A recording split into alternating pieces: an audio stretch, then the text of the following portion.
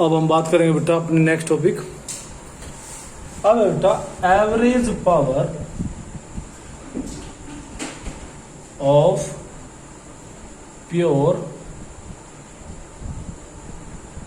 Capacitive circuit, या बल्कि पहले इंडक्टिव की बात कर लेते हैं। इंडक्टिव सर्किट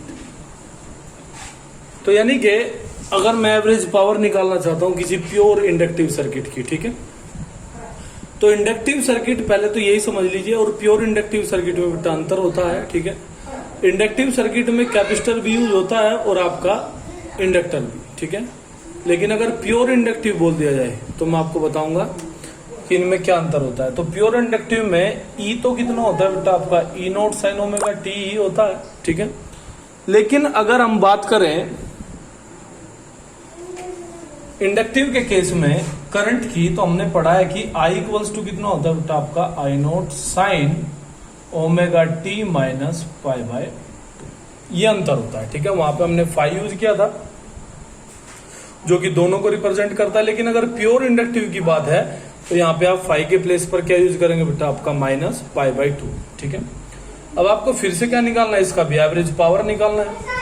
तो जो एवरेज पावर होती है आपकी, आप पढ़ने ही लग रहे हैं 2-3 दिन से, क्या होती है बेटा आपकी इंटीग्रेशन 0 से 2 pi upon omega P D T upon integration 2 pi upon omega और आपका बेटा total time D T. Clear है?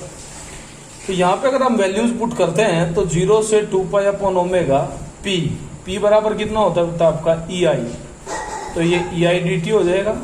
और ये नीचे इंटीग्रेशन होने के बाद मैं डायरेक्टली लिख देता हूं कितना हो जाएगा बेटा आपका 2 पाई अपॉन ओमेगा।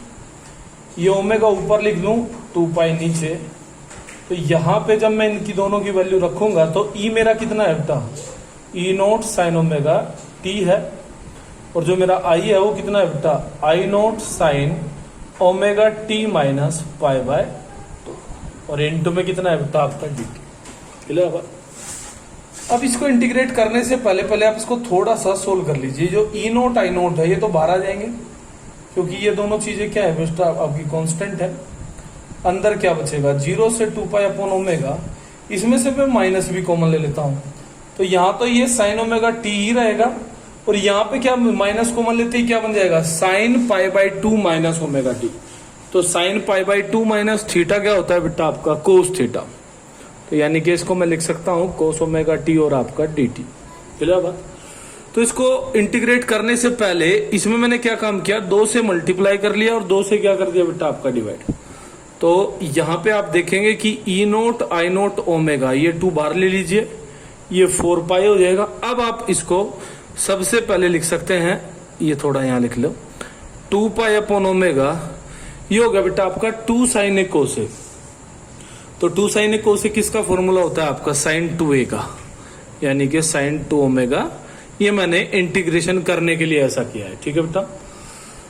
तो जैसे ही आप इसको इंटीग्रेट करेंगे, यहां पे मैं कर देता हूं इसको आगे, ठीक है। तो जैसे आप इसको इंटीग्रेट करेंगे तो जो पी एवरेज है आपकी वो हो जाएगी बेटा माइनस ई नोट आई नोट ओमेगा। ये तो एज इट इज।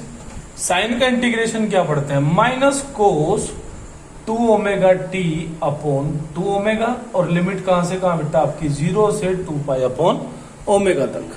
क्लियर है बात? अब आप बस इसकी लिमिट रख लीजिए, तो ये ओमेगा से तो ओमेगा कट जाएगा, इसको आप बाहर ले लीजिए, माइनस माइनस प्लस ई नोट आई नोट अपॉन 8 पाई। क्लियर है बात?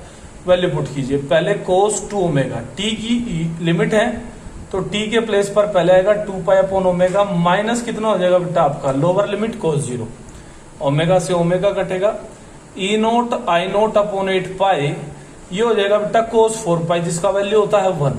कोस 0 का वैल्यू भी 1 होता है। तो जैसे आप देखेंगे तो जो एवरेज पावर होता है प्योर तब ये इंडक्टिव सर्किट का, तो वो कितना होता है बेटा आपका वो 0 हो जाता है। तो मेरे ख्याल में ये बात समझ में आई होगी। तो ये बात आपको ध्यान भी रखनी है। ये क्वेश्चन ऐसे भी पूछ लिया जाता है कि भाई प्रूफ कीजिए कि जो एवरेज पावर है प्योर इंडक्टिव सर्किट की वो कितनी होती है बेटा आपकी वो 0 होती है। बात क्लियर? ठीक है। आज आप इसी को पढ़ेंगे बेटा, कल हम बात प्योर कैपेसिटिव सर्किट की करेंगे।